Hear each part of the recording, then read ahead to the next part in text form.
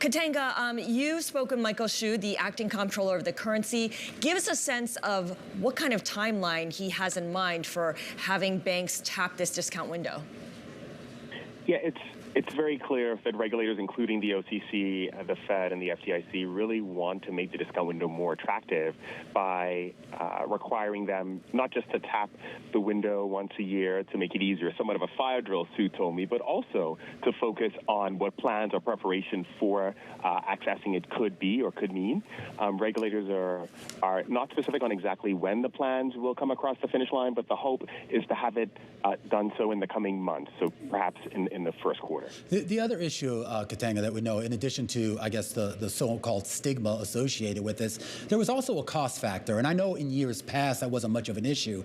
But now in an age where you have a lot of private capital sloshing around that banks can turn to here, is the cost to go to the discount window going to be competitive to maybe what some of the banks could get in the private market? This is an open question. Regulators are considering attractiveness in a number of ways. It could include as well the cost of accessing the discount window. But it's yet to be seen exactly in the plan how they would reduce the cost, if so at all. I understand that from our reporting that it is statutorily required for regulators to hold that cost at a particular rate. And so it's yet to be seen if they're able to tinker with it within the confines of the regulations as it stands. Can you give us a sense of what else Michael Hsu and the other regulators have in mind to make sure that something like what we saw in March 2023 doesn't happen again?